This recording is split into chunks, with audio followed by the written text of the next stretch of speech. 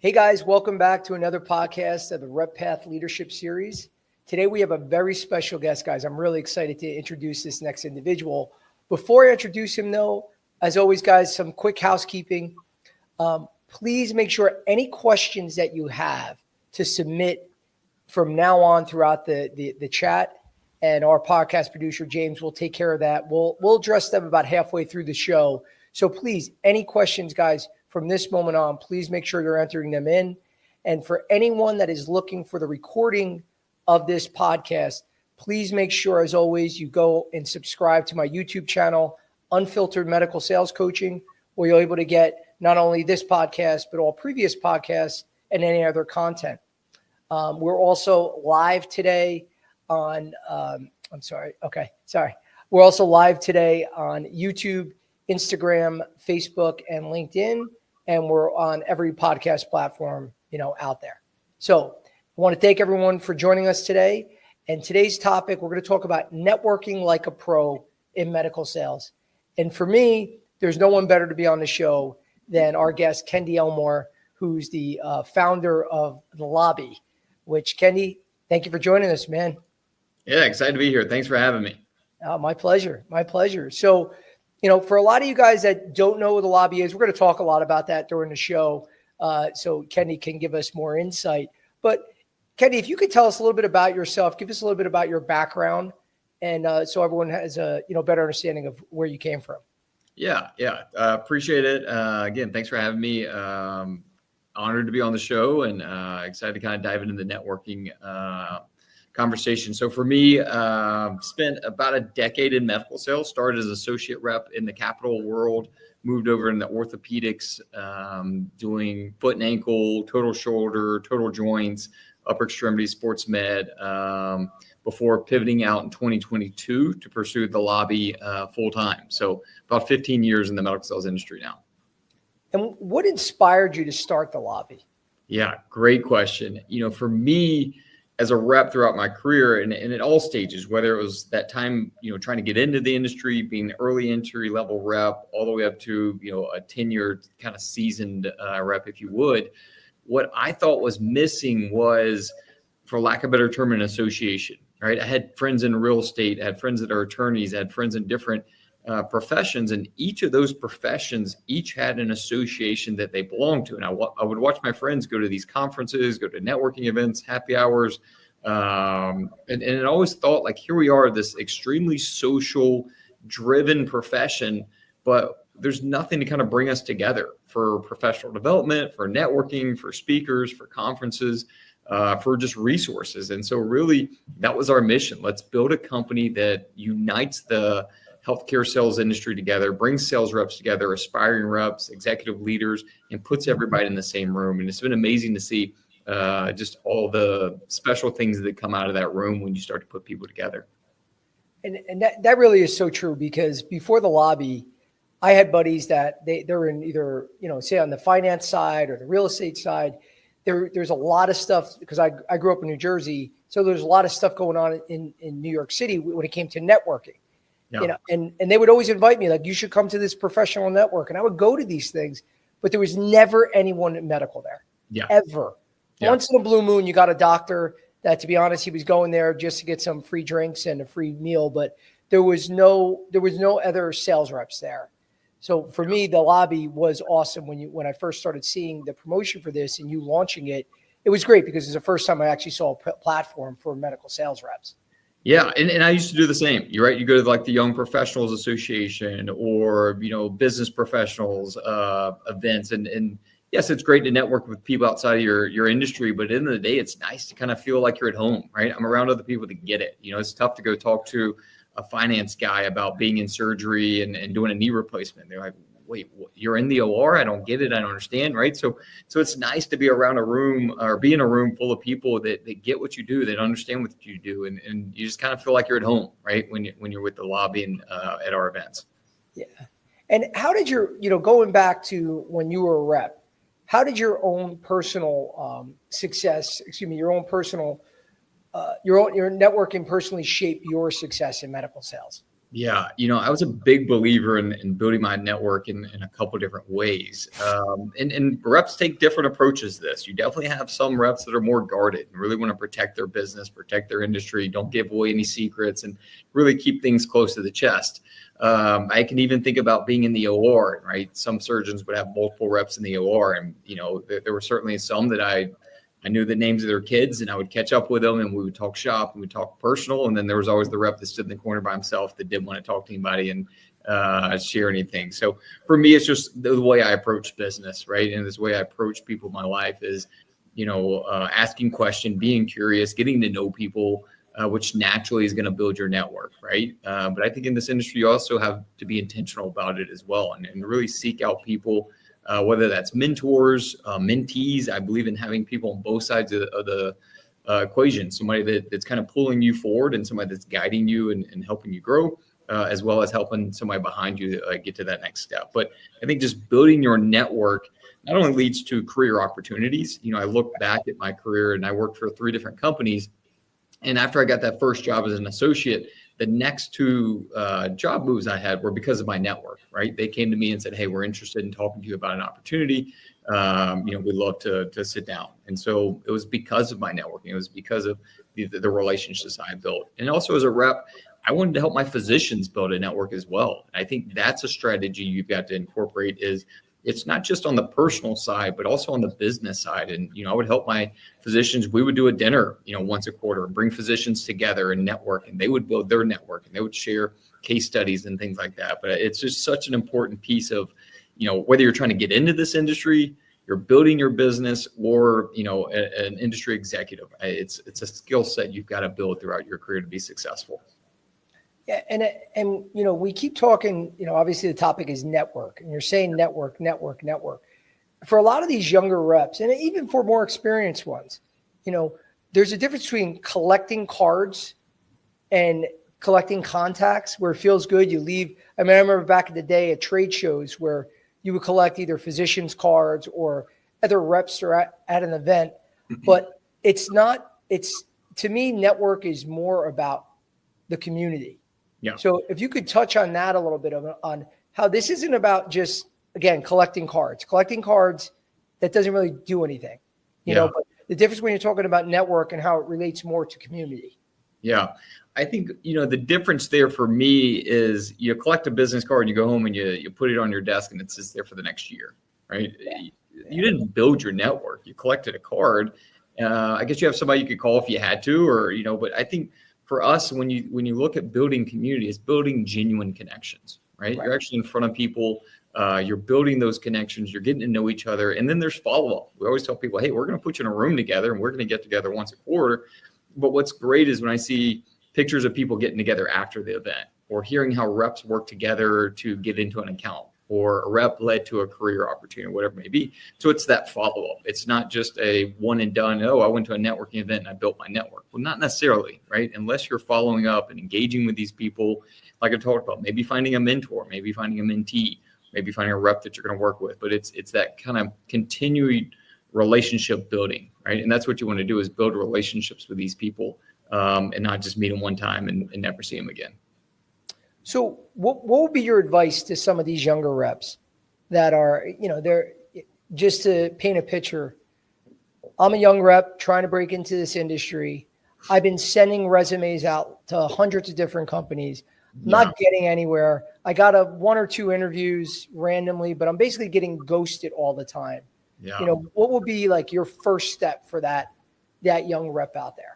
Yeah, when it comes to, so I'd go back to start building your network, right? I think back to where I was at that stage in my career. I would think of anybody in the industry or even like a secondary friend that I could get to that's in the industry. And I started building that network and I made a list of those people and also asked them, when I got done talking to them, who's somebody that you think you could introduce me to that could help me on this path?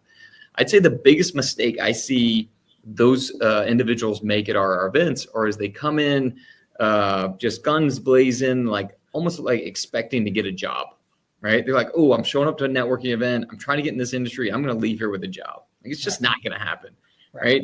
And even more so, those people show up. And I think one of the biggest mistakes they make when they think networking and it's, they want to talk about themselves, right? It's, they meet somebody, they find somebody that's in the industry, and it's like, great, I'm going to sell them in the next 30 seconds on me and why I'm trying to get in the industry. But they leave there, having talked about themselves for an hour, right? Or 2 hours. And I think one of the biggest, lessons I try and teach these younger people is not only as a sales rep, but also, when you're networking, one of the biggest skill sets I think you can develop is learning to ask good questions, right? Getting to know people, be curious. So at the beginning of a lot of our events, I'll remind people that, like, get to know people here. This isn't about you. You should leave here like having uncovered like what it is that rep likes about that company. What is it about that industry or whatever it may be, but be curious, ask them questions, not just show up and talk about yourself. That is a really great point, because when we teach a lot of the reps that are just breaking in, when they're getting into the industry, one of the mistakes they make when they get in front of physicians, they were in training for 3 weeks. Now they're all excited to get out there and talk about their product. Yeah. And they just want to spit out features and benefits. And they leave there, the doctor is sitting there like, what the hell just happened? They learn nothing about the physician and his key drivers, so they can really sell, much more effectively.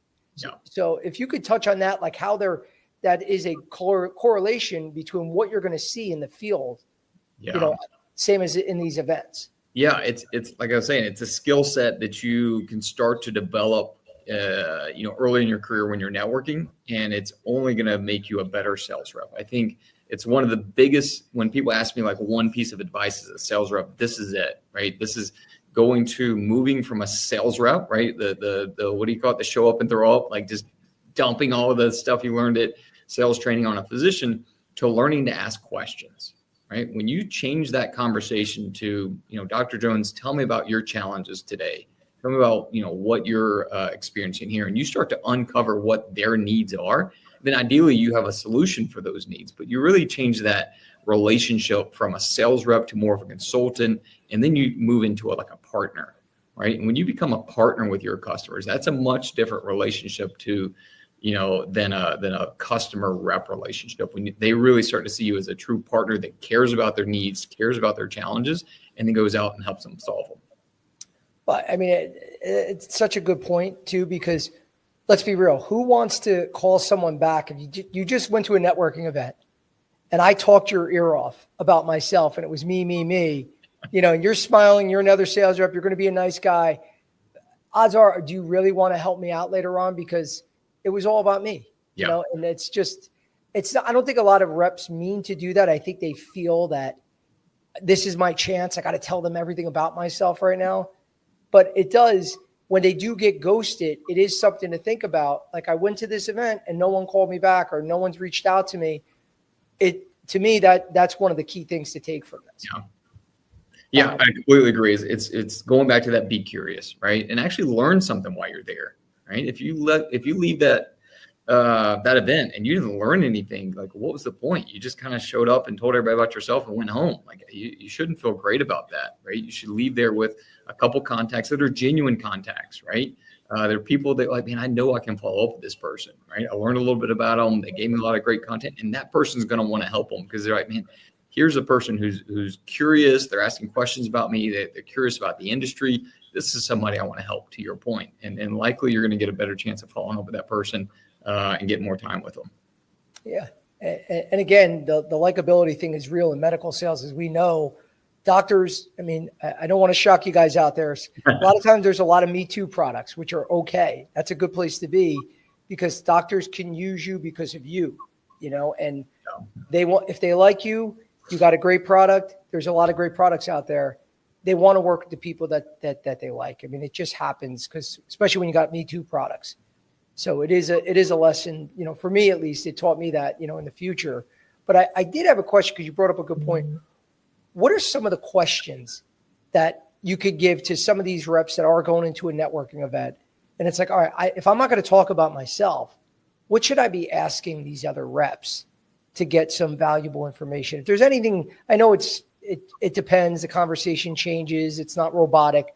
But if there's any questions that you think they should be going in there asking when they're at some of these events. Yeah, I think it's kind of goes back to getting to know that person, their experience. It could be their experience transition in the industry, right? Tell me about your challenges you face transition in the industry, or it could be about their current role as a sales rep. I think one of the challenges we all face when we're at that stage in our career was we really don't even know what we don't know, right? I think about when I was trying to get in the industry, like you try and do some research, a couple of the name of the big box companies, but there's hundreds of companies out there, right? So especially at that stage of your career, and I still learn about them every day, 15 years in, is be curious and get to know those roles, get to know what a day in the life is like for them, get to know about their specialty, if they're in pharma, dental, med device, surgical. What's it like spending time in the OR? What were the challenges? What advice would you have for someone who's interested in that field? Those types of things. So I think just kind of whatever you can pull out of them and learn from their experience, I think is going to be super helpful as you try to transition into the industry. And if you are transitioning from another industry, is there anything that you would say is different from networking in medical sales versus other industries? That or there could be nothing different, but do you see any differences if, say I came from finance. Yeah. And I'm looking to break in. Yeah. Do you see any differences networking wise? No, I think the core of it is getting to know people, right? It's being curious and truly getting to know somebody. It's the same thing if you're dating or networking or calling on a customer, right? It's truly learning to ask good questions and be genuine about it, right? Not going there like, I'm just going to ask these questions, but genuinely get to know somebody and learn about their experience, learn about their challenges they faced, and try and learn something. And do you have any success stories that you could share? Obviously, you don't have to mention reps' names, but that you've seen work really well, that you heard a rep contacted you and said, "Hey, Kendy, I want to thank you again because of X, Y, and Z." Any like best practices?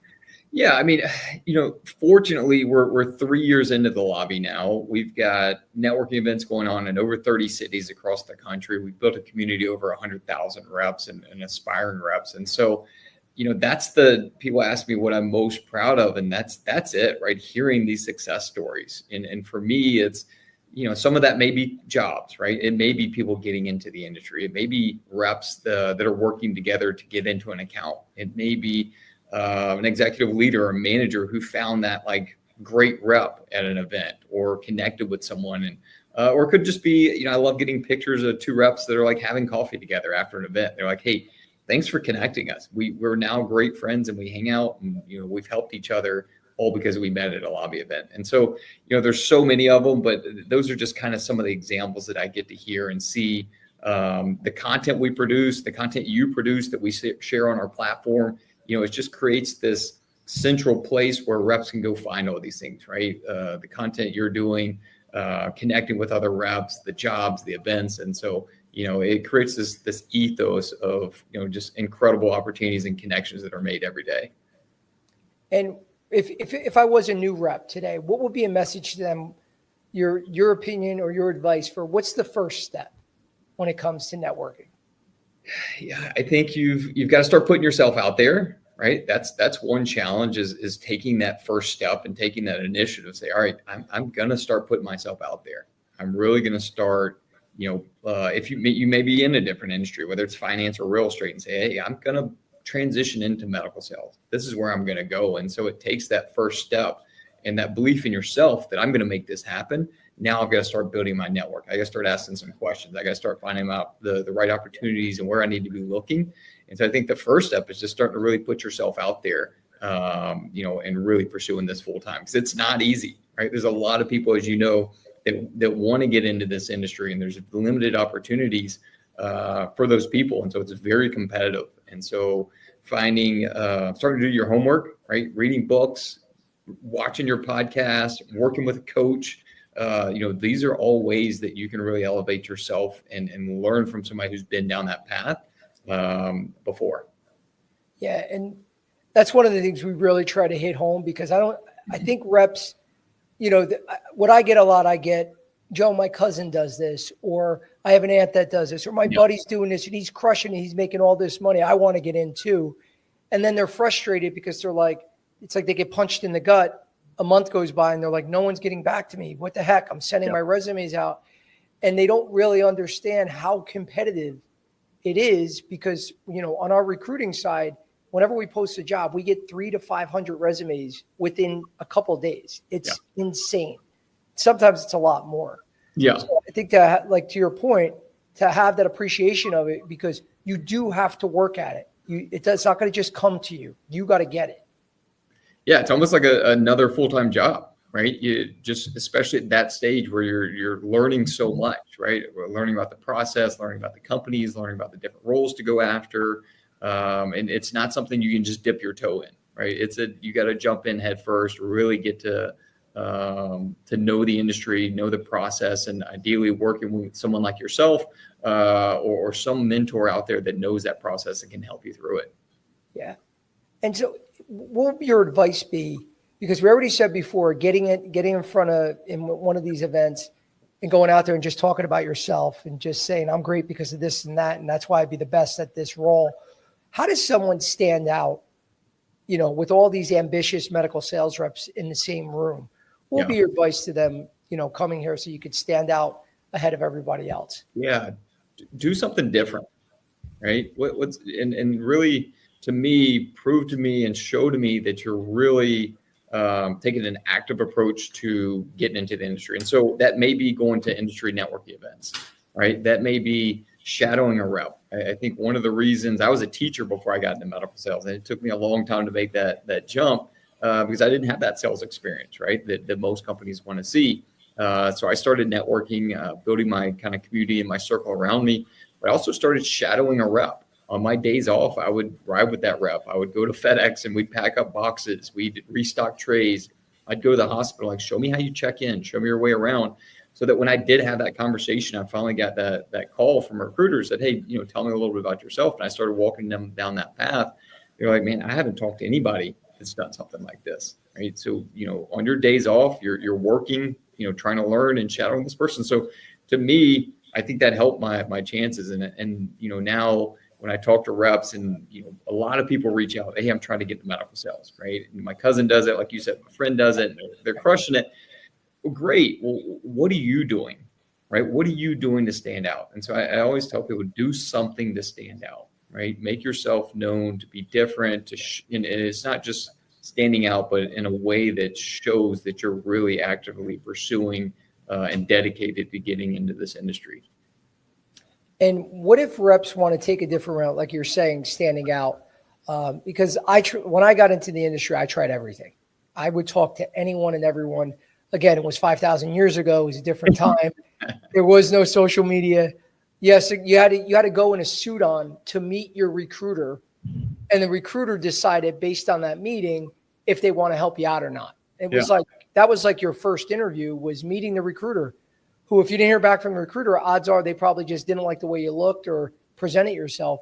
But what about taking the other approach and going to physicians, like, say, starting with a family friend, a family member that could be a doctor, knocking on doors to doctors and say, hey, like, are you looking at, for an internship or something that can help them break in on a different path? Yeah, that goes right back to, like, do something to stand out, right? That stands out, especially in the interview process, right? If you can get in front of a customer, that uses that product or even doesn't use that, and you can take that information into the interview. But going back to when I was trying to get in, I talked about building my network, and it wasn't just reps. It was anybody and everybody that touched this industry, whether it was a physician, a nurse, somebody that worked in engineering for a med tech company. It was anybody I could think of that touched this industry in some way that could, give me some information about their experience and ideally get me to someone else. And then that person could get me to someone else. It's almost like this string that you're pulling to finally get to the right person. But, going back to doing something to stand out, to me, that absolutely falls under that category. And you never know what it's going to lead to, right? Building that network, somebody at some point is going to get you to the right person, but really work in every angle you can. And would you say, because I know I get this a lot, Joe, I'm online every day. I'm on LinkedIn every day. LinkedIn obviously is an amazing resource, but they're just contacting people, trying to get conversations with anyone and everyone. And sometimes you can fall into a trap of, okay, but are you getting anywhere? Because you could have a conversation for the next 200 lifetimes contacting someone new on LinkedIn. There's just so many people on there. How do you narrow that down a little bit to be a little bit more strategic? Yeah. To me, I think, and I hear about, a lot of reps, especially with LinkedIn. I mean, you can copy and paste and blast 100 people a day if you want to. I think part of that's quality over quantity. It's really like building genuine connections, meeting with these people in person, getting their number, starting to get to know them. It may start with 3 that you really focus on, but that number grows to 10, that number goes to 20. But really focusing on quality over quantity.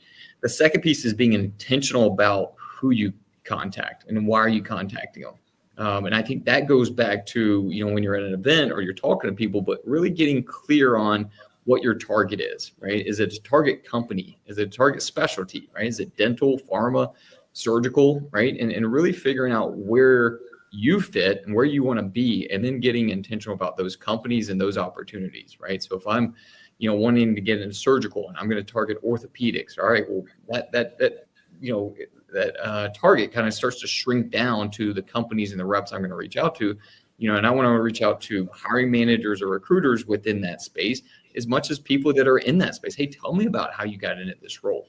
Tell me do you like it, right? And starting to do some homework on the front end. So they're like, man, these are the top 5 companies I'm looking for. This is the role I'm looking for. And so you really get, narrowed in on that opportunity and really start to network within that space. So I think it's being intentional about who you're reaching out to and why. Yeah, that just struck a chord with me because I get reps constantly. Like one of the things that drives me crazy, and I say it to them because I don't hold back. I'll get a resume sent to me. I'm interested. And you're like, the hell are you talking about? We have 50 openings right now in all different cities, in pharma, in device, capital equipment, like that's a red flag to me right off the bat. So I can't imagine, and I remember, again, people reached out to me when I was a manager, sales leader, and they were interested. They wanted to have a conversation with me, and they didn't do the research on what industry they wanted to get into. Yep. They just say, oh, I want to get into medical sales. All right, well, what? Device, capital equipment, diagnostics, pharma. So it's so true about when you talk about intentionality, that is huge, because if you don't have that, first of all, how can I want to push for you, or how do I want to hire you as a hiring manager if you don't really even know what you're getting yourself into? Yeah. I think that goes back to the network piece, right? You've asked good questions. You've learned like what works for you, what doesn't work for you, what you want to do, because those are all very different day-to-day jobs, right? The surgical life, the capital equipment life, the pharma life, those are very different jobs. And so doing the homework on the front end, there's so much content, like you talked about, from when we were trying to get in this industry versus today.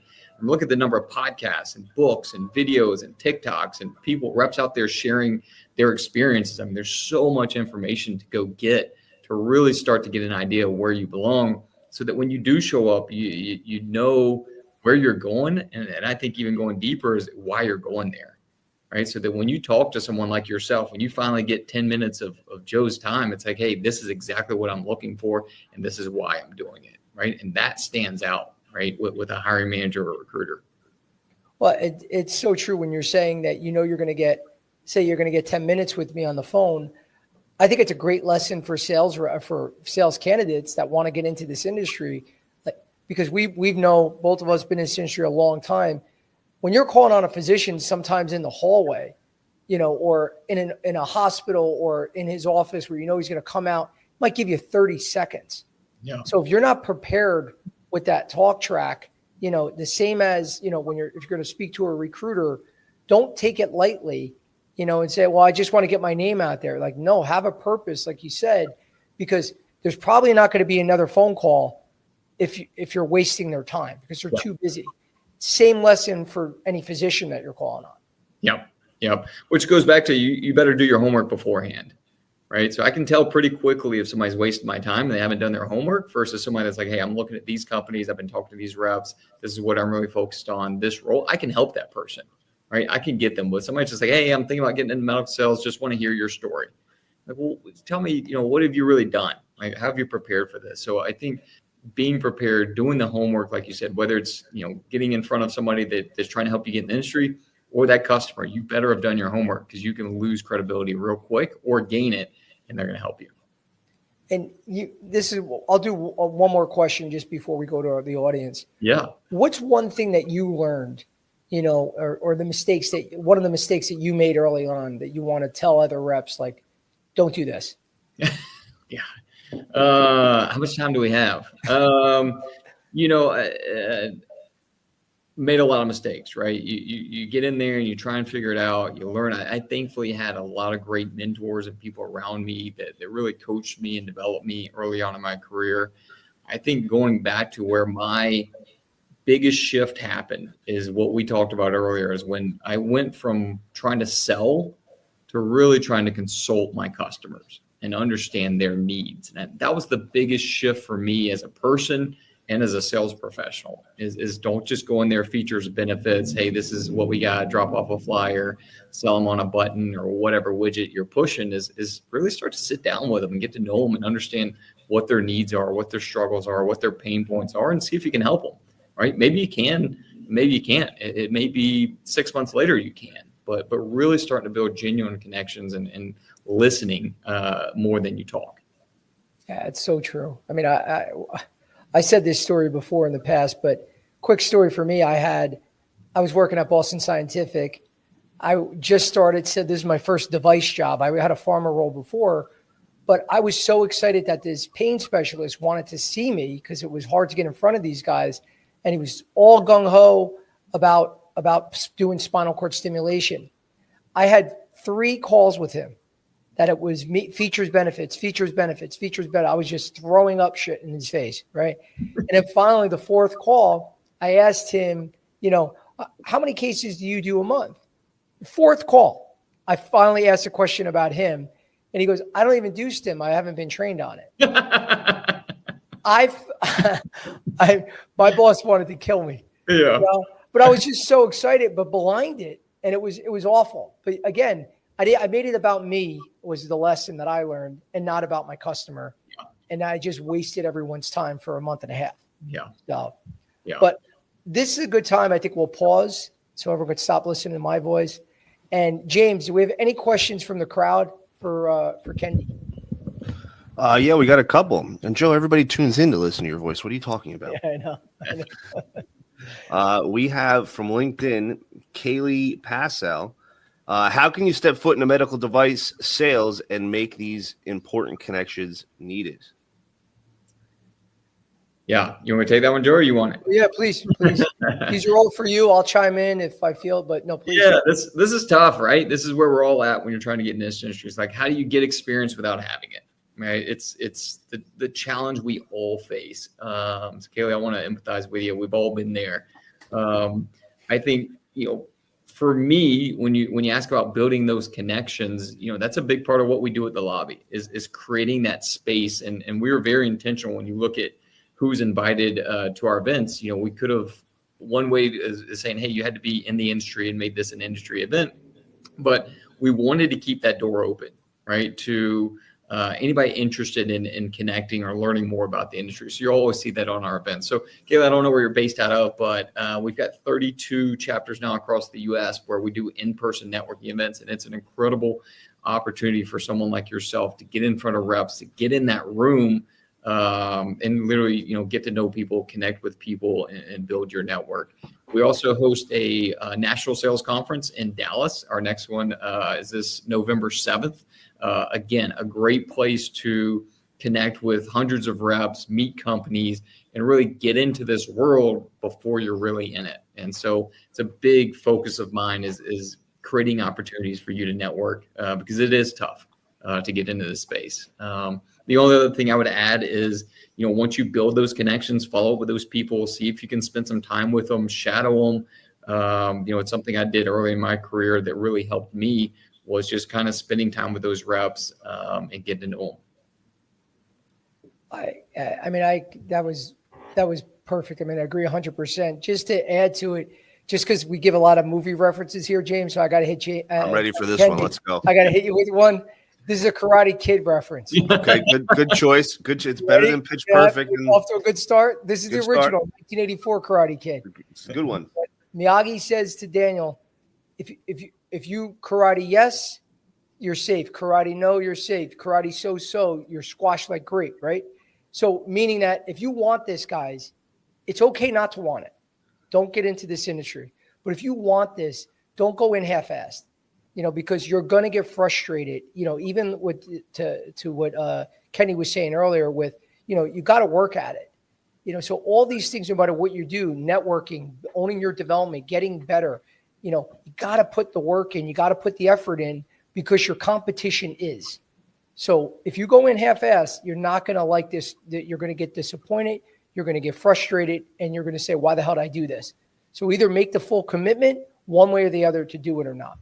Yeah. How was that, James? That was a great reference. Great reference. You missed his Devil Wears Prada and Pitch Perfect chick flick references. Great. So I'm always going to give him a hard time. How can network benefit you even when you're not looking for a new job? Please. Yeah. So it could be strategic partnerships, right? One of the things we love to see is synergy coming out of our networks is, hey, I'm not looking for a job. You're not looking for a job, but we get to talking, learn a bit about your space and your products. And it turns out we call on the same customer. You also call on Dr. Jones. I sell him a total knee and you sell him bracing, right? Great. What other customers do you call on? Well, I call on Dr. Smith. I've been trying to get in front of Dr. Smith for years and I can't get in front of Dr. Smith. Every time I go by his office, they kick me out. Susie's who you need to talk to. That's their surgery center administrator. That's who's the gatekeeper, and that's who can get you a meeting with Dr. Smith, right? So it could be business, right? It doesn't have to be jobs, and we tell people that all the time. If you show up looking for a job, you're late to the game. You should be building your network before you're looking for a job. And ultimately, you never have to look for a job if you're always building your network. Those opportunities come to you, and you get to decide whether you want to pursue them or not. So I think that's the wrong approach. If you're networking for a job, those things you should be doing on the front end and building your community around you, not just when you need a job. Yeah, and it's a great point because I think a lot of reps, especially that have been in this industry too for a long time, one of the biggest challenges that we face, and Kendy, you can give your 2 cents. Access in this business is insanely difficult. So it's not about getting, I get a lot of young reps that say, Joe, I'd be good at this because I have thick skin. It's like, no one cares about your thick skin. Everyone has thick skin that wants to get into this. It's about what do you do when no one sees you?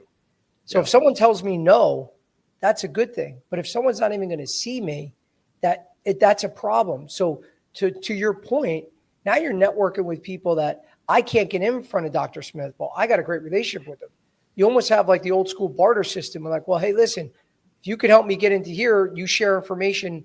They could say, hey, Joe, but I can't get into Dr. Jones. Dr. Jones, that's one of my top offices. Here, I'll introduce you. I'll walk in. I'll introduce you to Kristen or whoever is the office manager. So that's such a good point because I don't think people realize that. And like you said, too, going in for a job, that's the wrong approach. Yeah. Because even as a recruiter, they'll contact me. I might not have a job today, but if I like you, I see that you present really well, I'm going to put you into my applicant tracking system. Something comes up 3 months later or a week later, I'm going to think of you, and then that opportunity could come. So don't just think if I don't get a job, it's a failure. No, it's about meeting more people, getting your name out there because you never know. Yeah.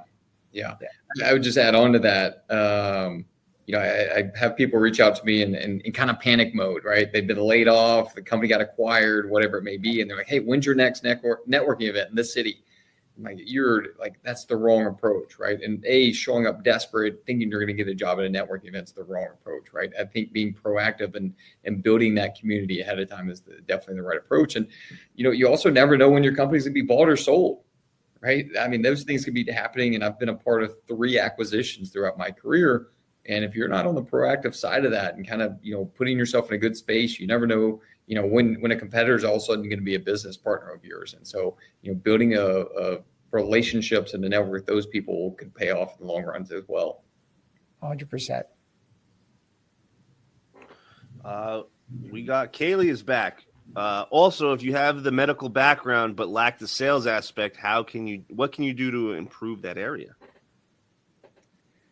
Joe does a lot of recruiting, so I'd be interested to hear his thoughts. But my first take on this is I'm assuming Kaylee has a medical background but no sales experience, and so I think you want to look for winnable opportunities, right? If you're going to try and transition the industry, kind of the path of least resistance. So, you're probably not going to end up in a sales role right out of the gate if you don't have sales experience. You're probably going to end up in a sales support role. That could be an associate sales rep position. That could be a clinical specialist position. There's companies that have what's called an on-site specialist role. So some of these roles where you're supporting the sales team, but not actually the one doing the selling. And there's a sales rep in that territory that kind of leading the team. They're great ways to get into the industry. They don't necessarily expect you to have that sales experience, especially if you're a nurse or a PT, something like that. That clinical specialist role is perfect for someone with a clinical background without sales experience.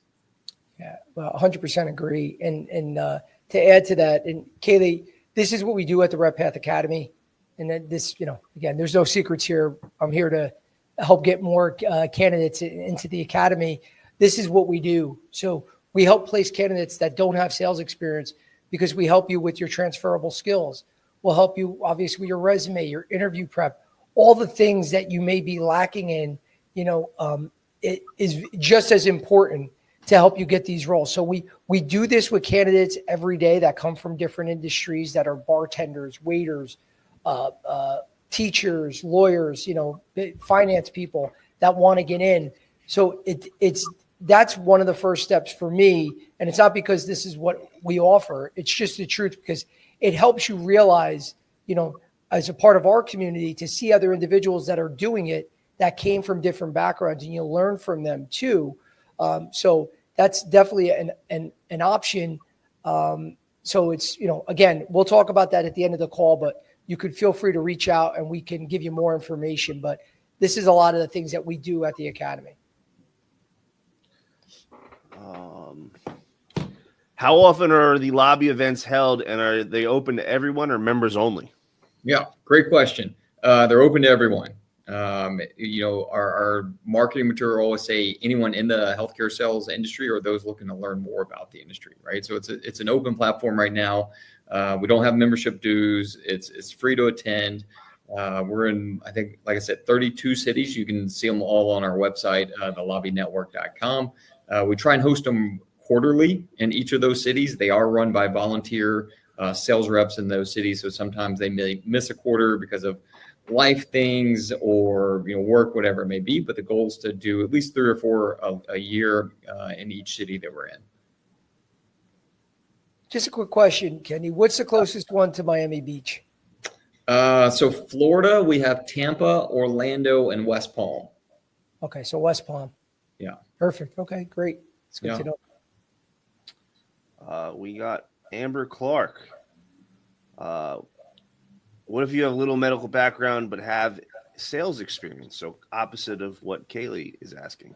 Yeah, I mean, I think most people, and again, I'll refer to Joe, and who does a lot of recruiting, but I think most people have one side or the other. Occasionally you find somebody with both, but either you have somebody who comes from a strong sales background looking to get transfer those sales skills into medical sales, or somebody coming from a clinical background that's looking at medical sales. So I mean, that's what they want. They want sales experience, right? These ASR roles, the associate sales rep roles, they're looking for someone with sales experience. So don't worry about the medical side as much. What they want are those transferable skills, like Joe was talking about. So you're in a great position. James, what was her name again? I'm sorry. Amber Clark. Amber. Yeah. So Amber, that's a great question. And the answer is, just to give you an example, they will take most companies. And again, I get in trouble for giving generalities, but this is me being real. If you have one candidate that went to county college and was a communications major and then spent a year in B2B sales versus someone that went to Harvard that was a biology major but doesn't have any sales experience, that person with the B2B sales experience is going to get more opportunities, because that's what they really want. You could come from many different you could have a clinical background. Again, This could be non-sales related and still break into this industry. But sales is always going to be king. So you'll see a lot of the job postings that they'll say sourcing targets, and they mention the same B2B companies: ADP, Paychex, Cintas, Enterprise. The reason why they're mentioning them is, of course, they're reputable companies, but they love their sales training. So they know that if you go there, you're going to know how to sell. They don't want to teach you how to sell in medical sales. They want to teach you how to sell their product. But if you don't know the basics, that person that has that basic sales information is going to be a step up against the individual that doesn't. So if you have that sales experience, you're already in the right, you already took the first right step.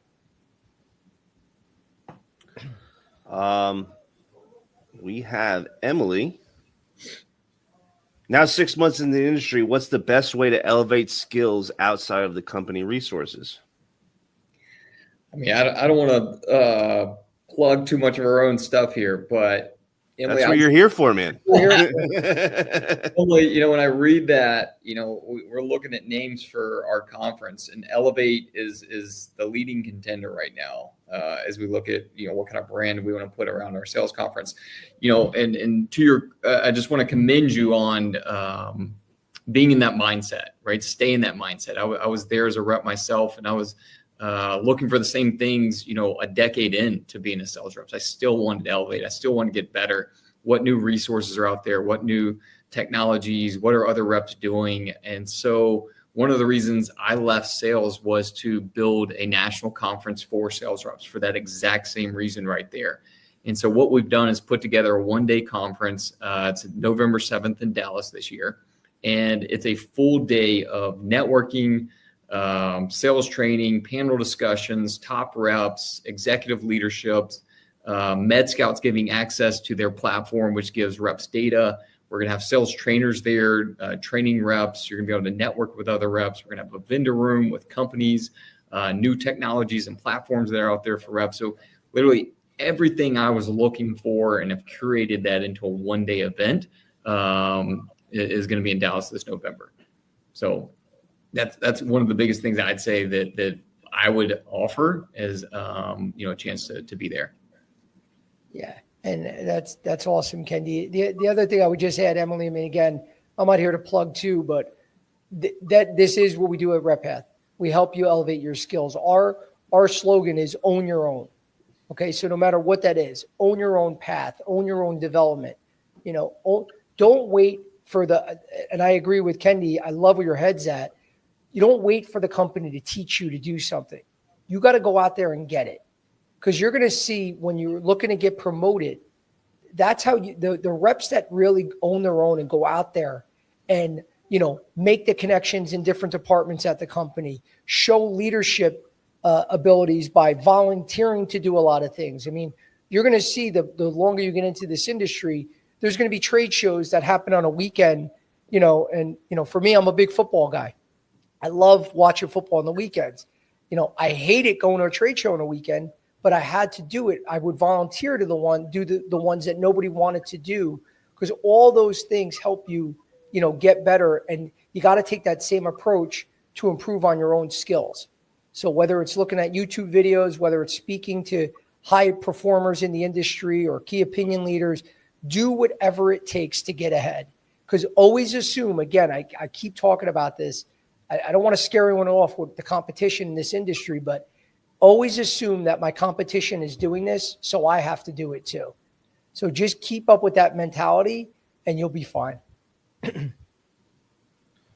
Yeah. I see that Emily can't attend the conference. And so, one of the things that I did as a rep, and I think, kind of speaks to what you're saying, is find a mentor, right? It could be working with Joe and at RepPath and going through his program. Joe's got a lot of experience working with individuals. He knows this industry. But maybe finding a mentor in your territory, right? Maybe it's a non-competitive rep at another company, but somebody that's got some experience. The other thing is when you have your national sales meeting, make sure you're pulling experienced reps to the side and asking them, what are you doing differently, right? What's some advice that you have? But really finding somebody who's been down that path, especially early in your career, that can coach you and mentor you, I think is really going to help you along. 100%. And one last piece of advice, Emily, stay out of the negative circles because they're in every company, every single company I've been to. And I've gotten myself in bad situations where, you start complaining about the company and you're like, you're right. They're doing everything wrong. Our product stinks. How come they're not spending more money here? And it's a bad place to be. Don't get involved in those negative circles. Stick with those, look at the leaderboard, start there and go, okay, let me talk to Bob. Let me talk to Susan. These are the top reps. Start picking their brain. It's easy to see. I mean, they're leaders for a reason. So start trying to mimic what they do. Ask them what they do. It's okay. A lot of these reps are nice people. They're going to want to share their ideas and coach you.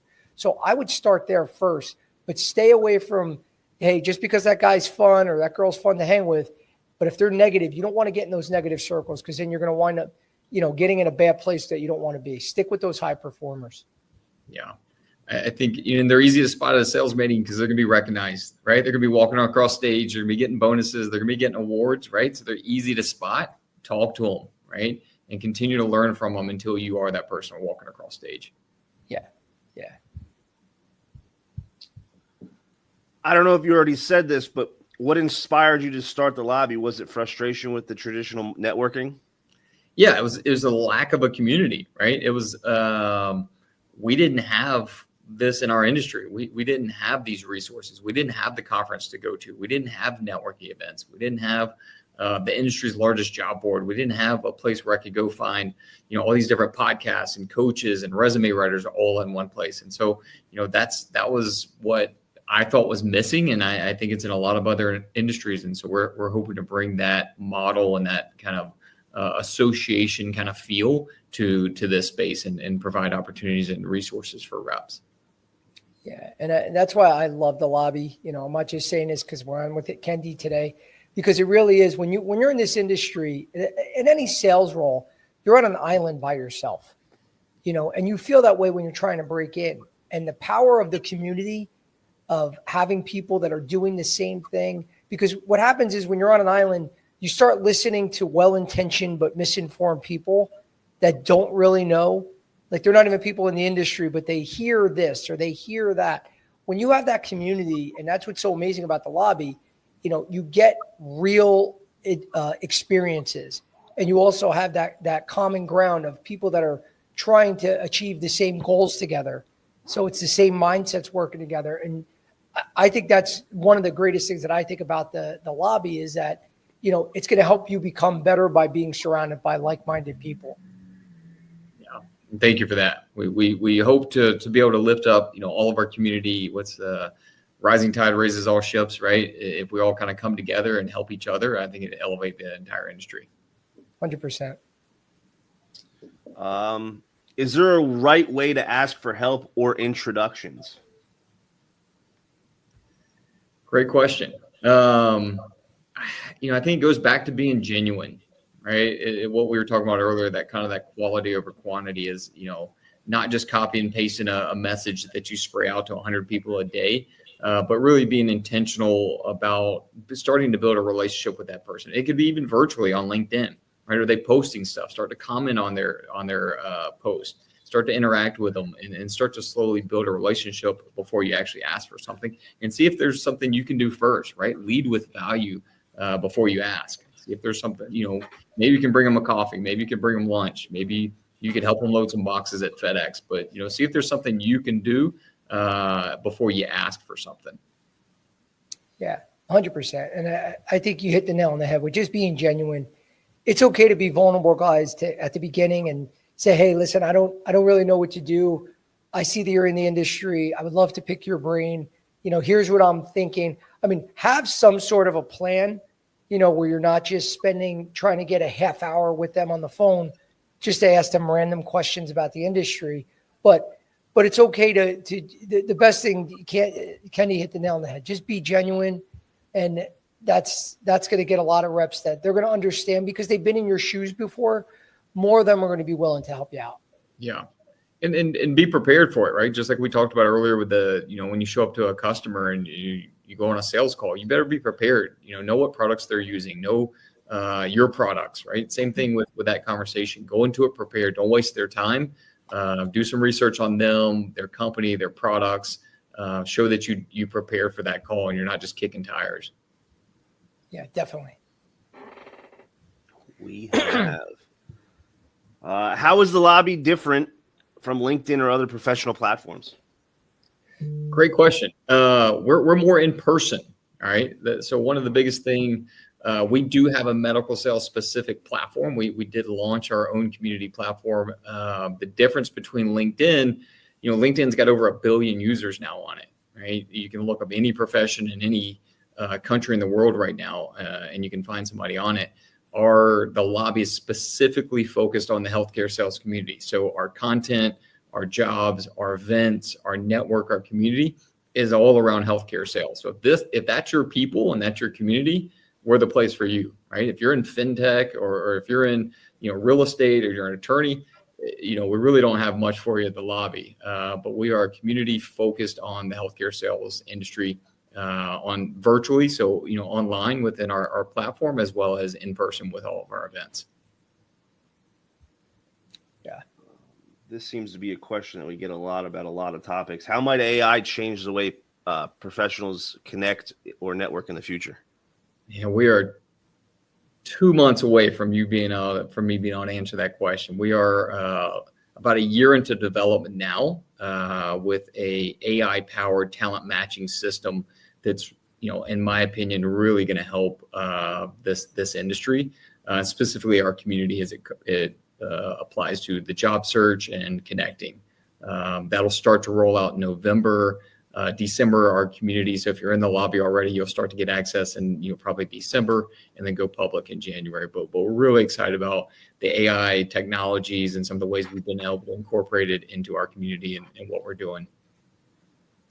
Well, one thing I'll say about AI, guys, don't be afraid of it. Don't look at it as, the competition's here. I know this is a little different. I'm just thinking of out loud because I get the question all the time. Everyone's afraid of AI. Like it's going to take away our jobs. It's going to take away everything. Of course, there's industries that it's really going to affect, but we don't fully know the future. We know it's coming.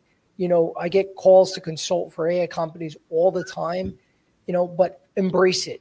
That's the best advice I can give, because the ones that embrace it and make it another tool in their bag, they're the ones that are going to really do well in the future. Don't look at it as AI's competition. It's going to, be as a negative thing. It's a positive.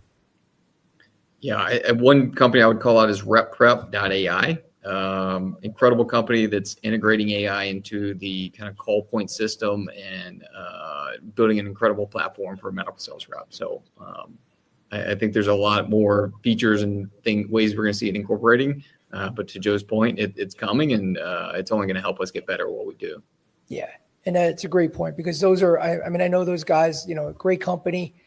But there's many others that are doing similar things and they're looking to build these platforms. But all the platforms out there that have approached me are to assist reps. So it's exciting because a lot of the information is to help you have a better interaction, a more prepared interaction with your physician, as opposed to coming in there blind. And like me, takes you 4 calls before you find out if a guy does spinal cord stim instead of learning that before you walk in. Yeah. Kendy, what are some of the most common wins people share after attending your local and national events? Yeah. I think the biggest thing right out of the gate is building their network, right? Leaving our events with, a couple new people that they've met in their territories. That's why we have the local events, right? So that in your city, in your territory, you can start to build networks there. The other thing we see is friendships being made, right? People getting jobs, people making new friends, people finding synergy with other reps. We also always have speakers at the events. And so we always want someone there that's going to deliver value. We've had coaches come, we've had physicians come and talk about from their perspective, their advice on sales reps and how to approach physicians. We've had executive leaders, we've had recruiters, right? So there's always going to be somebody there where you're going to learn something. So you should always have a takeaway and something that's make you better at what you do. And you should always have, a stronger, bigger network leaving there as well. What's one simple networking habit that pays off long term? Ooh, I think being consistent with it. I Yes. think you've got to be consistent. It's not a one date and over, right? It's continuing to follow up. It's having coffee. It's checking in. It's calling. It's that intentionality behind it and being repetitive with it, and not just kind of something you do once a year to check a box. Yeah, couldn't agree more. Are your events primarily in person, or are they virtual, or a mix of both? Yeah, we try to do a mix of both. We're definitely more heavy on the in-person. I think that's really where we found our kind of value in this ethos of the healthcare sales industry. You get guys like Joe doing an incredible job of bringing people together for virtual content and sharing that information. We do have a virtual platform as well. So if you go to the lobby, you can see you can connect with our community there. So another way to connect with people in virtually. But I think you can do that on LinkedIn. You can do it on a lot of platforms. And where I think we really provide value is that in-person networking, which really takes you from behind a computer screen to really getting to know somebody and meeting them in person. We have, I think this is the last one. Are there any networking traps that you see experienced reps fall into? I think it's what we've been talking about. It's just that talking about yourself, right? I would just avoid, that like need to go in there and talk about yourself, whether you're looking for a job or just want to be curious, get to know people, leave there having learned something, learned about someone else, learned, from the speaker, whatever it may be, but show up to these things curious, and truly try to, invest time in getting to know someone and not necessarily just kind of putting your name out there and chasing whatever objective or goal you have, but getting to know people and finding ways to help others. All right. Actually, I got one last one. How much of breaking into medical sales really comes down to who you know versus what you know? I mean, I think there's a bit of both there, right? Certainly having the sales experience like Joe talked about, the ADP, the Centos, that proven sales experience, that's what they want, right? So if you're just applying to jobs and you're hoping your resume is going to stand out, that what you know and what you've done and being able to prove it on your resume and when you meet with those managers, that's huge. But also a big part of it is kind of finding those jobs and finding those opportunities. Sometimes those jobs never hit, public, or you never see them. So, kind of knowing about them before they happen or being able to get connected with someone that can put you in the job. So I think it's working both those angles. It may tilt slightly one way or the other. Joe, I'm, interested to hear your thoughts, but I think both of them are going to add value. Yeah, I mean, 100%. It's definitely both. We actually, at the Academy, we teach our candidates, they're not allowed to just apply, send their resume out unless they're trying to network simultaneously. So you're not going to get that every time. Sometimes people are busy. They're not going to get back to you. But if you're just sending out your resume without having that networking component, because we all know, guys, at the end of the day, if you got two equal candidates, they're going to go with the person they know. That's just common sense, the way the world works. So the more that you can build your relationships, build your network, you're going to increase your chances dramatically than just shooting resumes out there. So that it takes both. It's about who you know and what you know.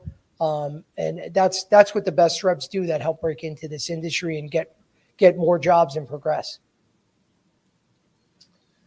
That's all I got for you guys today.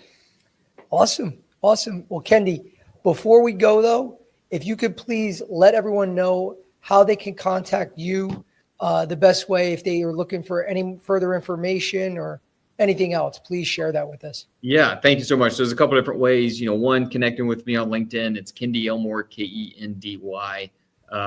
Follow the lobby on LinkedIn, the Lobby Medical Sales Network. Or if you're looking for resources and want to get information about job opportunities, networking events, the conference, it's thelobbynetwork.com. Perfect. And guys, if any of you are looking for, again, just a reminder, the recording of this, it's going to be on Unfiltered Medical Sales Coaching. Subscribe. Obviously, it's free to subscribe on YouTube. Anything else, you can message me, DM me if you're looking for coaching, you're looking to get into the Academy. And for any lobby members out there, as always, please would submit the promo code Licata when you reach out to me, Licata, and that will get you additional discounts no matter what you're looking to do. But again, Kendy, I want to thank you for today. This was a pleasure, man. And I hope we could do it again soon. Man, likewise. Thank you for having me on the show. Thank you for everything you do to impact our community, from the recruiting side to the coaching side. You've impacted a lot of people in the industry and in the lobby community. So thank you for all that. And, really a pleasure to be on the show today and talk about networking. I feel the same, man. Thank you, brother. All right. Thank you. Take care, guys.